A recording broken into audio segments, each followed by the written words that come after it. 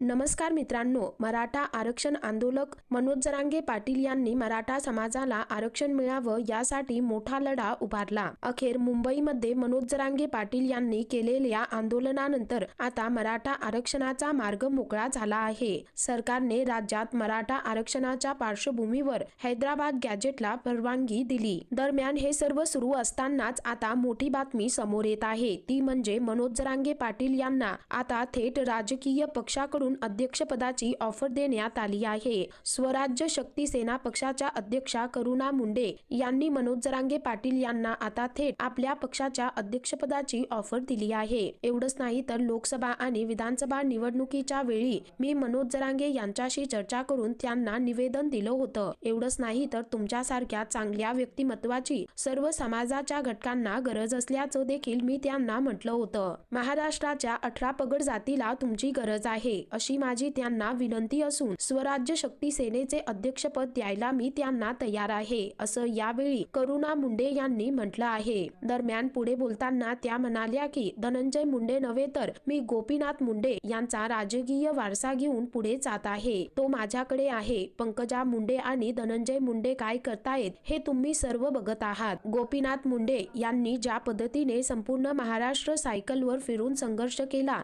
त्याच पद्धतीने मी एकटी महिला असून देखील महाराष्ट्र फिरत आहे। वाल्मिक कराड प्रकरणामध्ये आमच्या पूर्ण घराण्याची आणि आमच्या कुळाची बदनामी झाली आहे, असंही यावेळी करुणा मुंडे यांनी म्हटलं आहे। तसेच त्यांनी यावेळी भाजपावर देखील जोरदार टीका केली आहे। एकंदरीतच करुणा मुंडे यांच्या या वक्तव्यानंतर राजकीय वर्तुळात एकच खळबळ उडाली आहे। तर या संदर्भामध्ये तुमची काय प्रतिक्रिया आहे, खाली कमेंट करून नक्की कळवा।